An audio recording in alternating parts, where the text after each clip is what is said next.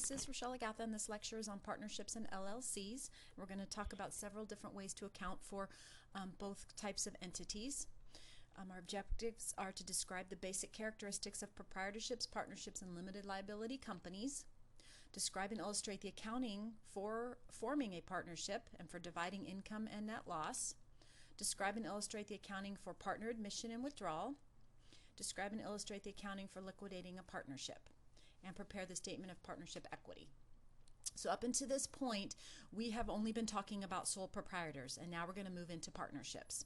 So describe the basic characteristics of a partnership, a proprietorship, and a limited liability company. A proprietorship is a business enterprise owned by a single individual. The advantages: it's simple to form, ability to be one's own boss. The disadvantages are difficulty in raising large amounts of capital and unlimited liability. A partnership is an association of two or more individuals who own and manage a business for profit. The advantages are there's more financial resources than a proprietorship, additional management skills. The disadvantages are there's limited life, unlimited liability, co-ownership of a partnership property, and mutual agency. So all of a sudden it's kind of like sole proprietor is you're all by yourself, living in your dorm room with nobody with you. And then you become a partnership and you have roommates and you have to learn to get along and have relationships. So it's the same kind of thing in a business. A partnership, an important right of partners is to participate in the income of the partnership. A partnership, like a proprietorship, is non-taxable entity, so the income flows through to the partners. A partnership is created by a contract known as a partnership agreement or articles of partnership. A variant of the regular partnership is called a limited partnership. This form of partnership allows partners who are not involved in the operations to retain limited liability. A limited liability company combines the advantages of the corporate and partnership structures. LLCs must file articles of organization with the state government authorities. Owners are termed members rather than partners. Members must create an operating agreement. An LLC may elect to be treated as a partnership for tax purposes. Most operating agreements specify continuity of life, even when a member withdraws. Members may elect operating the LLC as a member-managed entity. And an LLC provides limited liability for the members. So, as far as ease of formation goes, the proprietorship's the most simple. Partnerships and LLCs are moderate. Legal liability, there's no limitation on a proprietorship or a partnership, but there is on an LLC. All three are non-taxable. They're passed through. The proprietorship and the partnership have limitation on life. The LLC does not. And the LLC has an average access to capital as opposed to the partnership and the proprietorship. Let's describe and illustrate the accounting for forming a partnership and for dividing income, and this is where the bulk of the lecture is going to focus. Joseph and Earl agreed to combine their hardware businesses into a partnership. Each is to contribute certain amounts of cash and other assets. They also agree that the partnership is to assume the liabilities of the separate businesses. So Stephen transfers of assets, liability, and equity. So here comes Stephen's stuff on the books. He has cash, accounts receivable, inventory, equipment. And he has allowance for doubtful accounts, accounts payable, and there's his capital. So each partner comes into the new business onto the books separately. A similar entry would record Foster's information. Let's do another example. Reese Howell contributed equipment, inventory, and $34,000 cash to a partnership. The equipment had a book value of $23,000, a market value of $29,000. The inventory had a book value of $60,000, but only a market of $15,000 due to obsolescence. The partnership assumed $12,000 note payable. Let's do the journal entries. There's cash of $34,000. There's inventory of $15,000. There's equipment of $29,000. Okay, let's go back up to the example. Notice that we put the equipment on the books at the market value because at the time of the partnership formation, that was the cost, if you will. Notes payable, and then the difference is Reese Howell capital. To dividing income, the partnership agreement is a very important contract. It needs to spell out many things, one of which is how income will be shared. The partnership agreement of Jennifer Stone and Crystal Mills provides for Stone to receive a monthly allowance and Mills to receive one also. So one gets 5, one gets 4. If there's any remaining net income, it's to be divided equally. And the firm had net income of $150,000 for the year. So let's see how we do this. Here's our people. They have their annual salary allowance. There was remaining income of 42. And here's their division of net income. Now let's look at the journal entry. Income summary, Jennifer Stone Capital, Crystal Mills Capital. Okay, now if you recall, remember we closed net income through income summary. We learned that several lectures ago. In a partnership arrangement, you have to calculate how to share the income through income summary based on the calculation that we did here. So it's really important. This is the best way to lay it out. Do it step by step so that you get the journal entry properly. Here's another example. The partnership agreement for Stone and Mills divides income as follows. Monthly salary, this is kind of what we just went through. Now they're adding interest of 12% on each partner's capital balance. And if there's any remaining income, it's divided equally. Okay, so net income is 150. Once again, there's their salary allowance. Now they get an interest allowance based on their capital.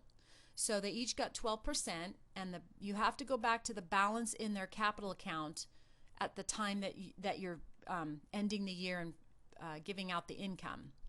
Mills gets 12% of their capital balance, and then there's the total. The total, make sure the total always ties to what you're trying to separate. You don't want to give out more than what you have. And here's our entry. Same accounts, just different amounts. So note that the use of member equity, if you were using an LLC, the only difference, the amounts would be the same, but notice that for an LLC it's called member equity, not capital. That's the distinction. Assume the same facts as before, except that the net income's only 100. Okay, so first we dole out the salary. Okay, stop right here and look. Notice your salary is more than the income. Okay, but you still go through the steps. Then you give the interest allowance. Now you have a negative amount. 141 versus 100,000. You divide the remaining, whether it's income or loss, by the way it's spelled out, which here it was 50-50. So notice we still end up with 100,000. We just doled out the excess income back through the accounts because there wasn't 141.6. There was only 100,000. Let's do another example. Steve Prince and Chelsea Bennett formed a partnership dividing income as follows. Annual salary to Prince, interest of 9% on each partner's capital balance, and any remaining divided equally. And let me pose a question here. You might be asking yourself, why would one partner get a salary and one not? Well, there are lots of partnerships where people invest money and they don't all work in the business. So in this example, it looks like Prince is getting a salary because he's probably doing something, and Chelsea's not. Any remaining net income's divided equally, and Prince and Bennett had 20,000 and 150,000 in their beginning capital balances. Net income for the year was 240. So let's just spread it out. Monthly salary of 42 plus the interest on the capital, remaining income, which we're going to calculate, is total distributed to Prince. Okay. So in this, I think it's better to set the little charts up and move down like we did in the previous example. So when you print your slides out, what I would do is practice all these examples yourself before you start the homework and make sure that you can get the numbers. I tried to give you as many examples as I could so that when you do the homework, it's not too complicated. Objective 3 is describe and illustrate the accounting for partner admission. Okay, so now we learned how to start a partnership, spread out the income, and now we're going to admit a new partner and probably withdraw a partner. A person may be admitted to a partnership only with the consent of the current partners by purchasing an interest from one or more of the current partners, contributing assets to the partnership. So here, partners Tom Andrews and Nathan Bell have capital balances of $50,000 each. On June 1, each sells 1/5 of his equity to Joe Cantor for $10,000 in cash. The only entry required in the partnership accounts is follows. Tom and Nathan each get $10,000 for a total of $20,000 from Joe Cantor. That's all that you put on the partnership books. Let's look at the T accounts. So here's Andrew Capital and Bell Capital before Carter came on board. I think the T accounts help explain it better. Then Andrew Capital and Bell Capital, they each get $10,000 for a share of theirs, and Carter gets $20,000. So at this point, now Andrew Capital is $40,000, Bell Capital is $40,000, and Carter Capital is $20,000. The LLC alternative, it's the same numbers. It just says member equity instead of capital. Okay, let's do another one. Partners Donald Lewis and Gerald Morton have capital balances of $35,000 and $25,000. On June 1, Sharon Nelson joins the partnership by making a $20,000 investment. So she puts $20,000 in and she gets her capital. So here's the Lewis and Morton. Oh, my 25,000 is on the wrong side there when I typed. It should be over on the credit. Then Nelson comes in and puts 20,000 into net assets. So it actually increased the net assets. It was assets into the partnership. So I want you to, when you print these slides out, go back and look, noting that this was an increase of assets to the partnership. So it increased net assets. The other example, they were buying a piece of the current partner's capital. Here's our LLC alternative, same numbers, member equity, not capital. If the asset accounts do not reflect approximate current market values when a new partner is admitted, then you should adjust the assets. And usually that comes into play in receivables, inventory, and debt. So partners Donald Lewis and Gerald Morton have capital balance of $35,000 and $25,000 respectively. The balance in the merchandise inventory is $14,000 and the current replacement value is $17,000. So the partners share net income equally. So first you revalue the assets before you add the new partner. So they increase merchandise inventory and capital, and they share things equally, so that's why it's spread equally. Because the LLC alternative follows a pattern of replacing capital with member equity, there's no entry here. So we'll move on. Let's do another example. Blake Nelson invested $45,000 in Lawrence and Carey partnership for ownership equity of $45,000. Prior to the investment, land was revalued to market value of $260 from a book value of $200. They share in a ratio of 1 to 2. So Lawrence gets 1 is a ratio of 1 to 2. And I don't know how good you are with ratios, but you can either show it in a ratio or you can show it in a percent. Okay.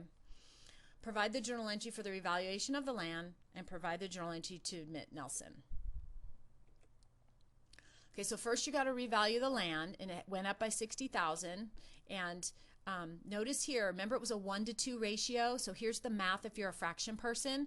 1 plus 2 is 3, so the denominator is 3, and this person was a 1 to 2, and this person was a 2 to the other side of it. So they're a 1 over 3 and a 2 over 3. So here's your ratio of 1 to 2, and your denominator is the two numbers added up. So that's just a little math refresher. And then Nelson puts the $45,000 in. So here we're going to talk a little bit about bonuses. Here's an example. There could be bonus to existing partners. If the ownership interest is less than the amount paid, it's a bonus to the existing partners. If the ownership interest is greater than the amount paid, it's a bonus to the admitted partner. So you keep this and kind of look back at it after you do some examples here. On March 1, the partnership of Marcia Jenkins and Helen Kramer admit Alex Diaz as a new partner. The assets of the old partnership are adjusted to current market values, and the resulting capital balances are 20 and 24 respectively. Jenkins and Kramer agree to admit Diaz as a partner for $31,000. In return, Diaz will receive a 1/3 equity in partnership and will share income and loss equally. That is a lot of words. So like I mentioned earlier, print the slides out and go back through the examples on your own before you attempt the homework, because the homework is very similar to these examples. So here's equity of Jenkins, 20, equity of Kramer, 24, Diaz's contribution. So that adds up to $75,000. Diaz is getting a 1/3 interest. So 1/3 of 75 is 25. So notice Diaz paid $31,000 for a $25,000 interest. So that's a note there to keep that in mind. Diaz's contribution, 31. Diaz's equity after admission, that's a bonus paid to Jenkins and Kramer of $6,000. Why would you do that? Well, if you want to get into a really popular business or a really profitable business, you might be willing to pay a bonus for the capital or equity that you're going to receive. So here's our entry. You only put the cash that you get on the partnership books and the capital that the person gets, and then Jenkins and Kramer get the increase.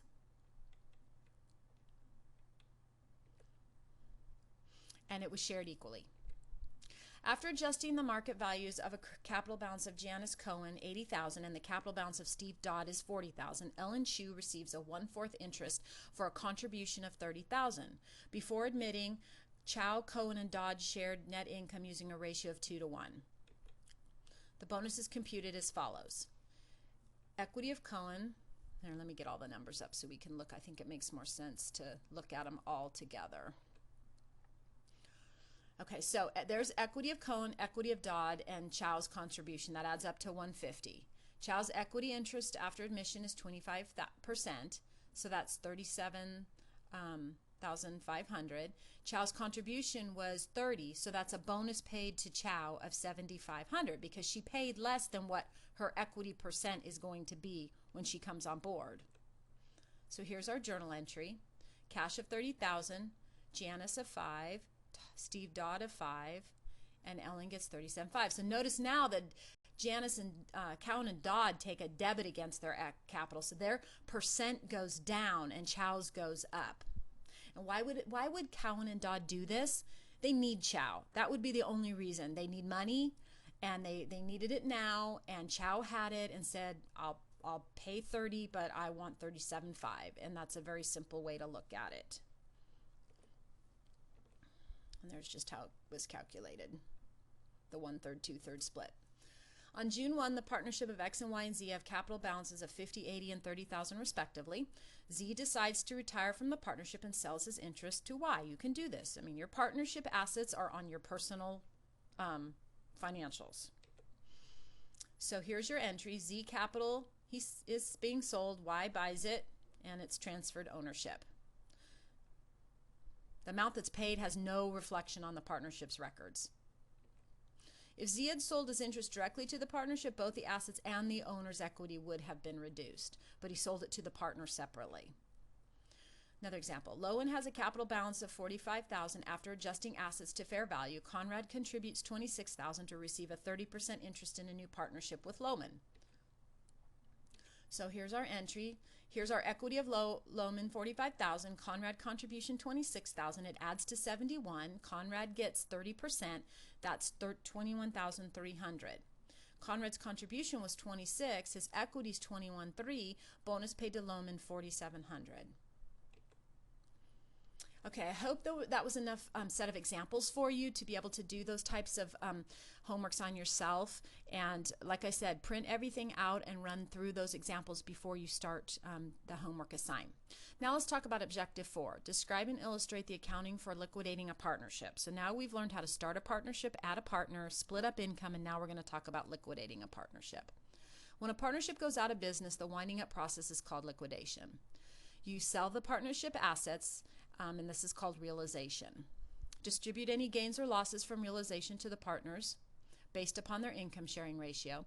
Pay the claims of creditors using the cash from step 1. And after satisfying the creditors, contribute the remaining cash to the partners based on the balances in their capital accounts.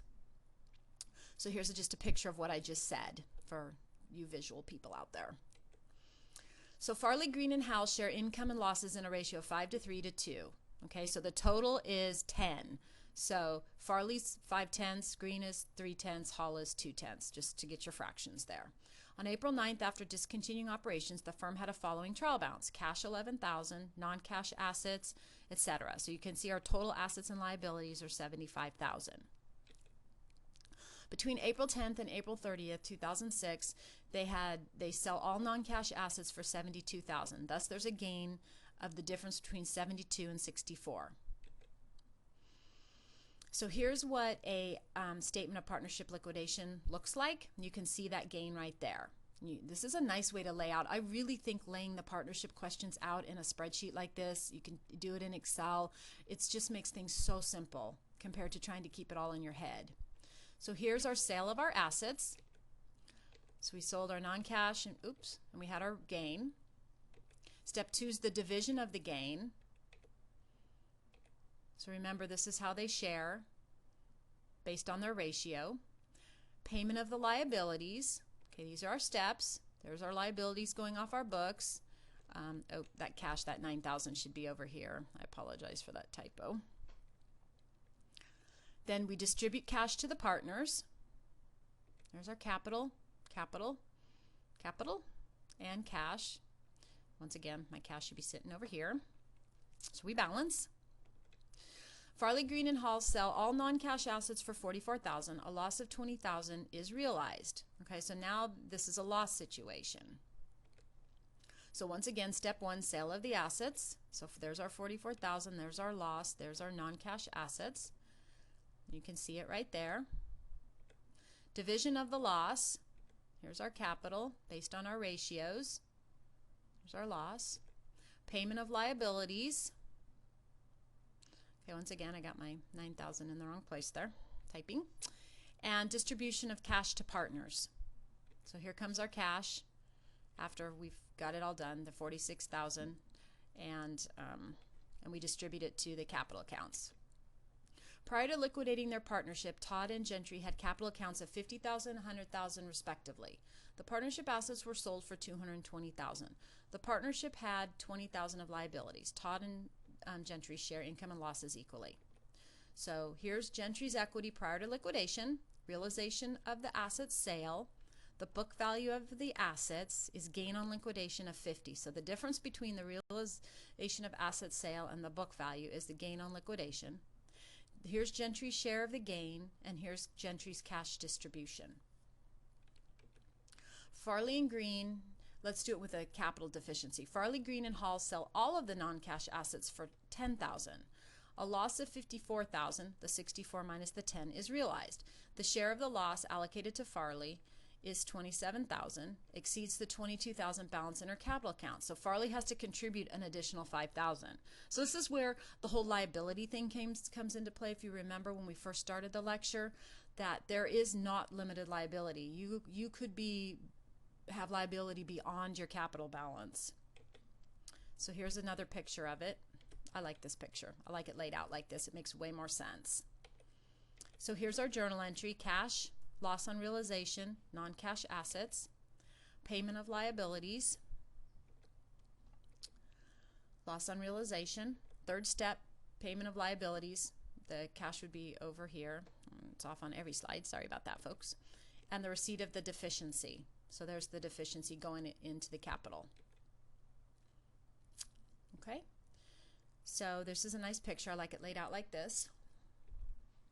Distribution of cash to the partners. So you distribute the remaining cash. That's $17,000 over here. Prior to liquidating their partnership, Short and Bain had capital accounts of $20,000 and $80,000 respectively. The partnership assets were sold for $40,000.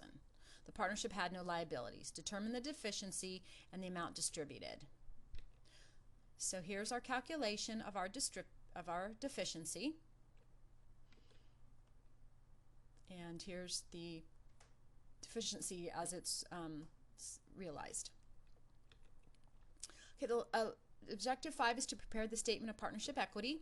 The change in the owner's capital accounts for a period of time is reported in the statement of partnership equity. So if you remember from a proprietorship, we had just the owner's equity statement. Now we have a partnership equity statement. And this is what it looks like. So you'd have your different partners and the pieces, just like a sole proprietorship, and you'd have the balances that would add up to the total. If you had a partnership with 50 partners, you would show this in a subschedule in your financial statements, and you would have this total in the main body of the equity statement.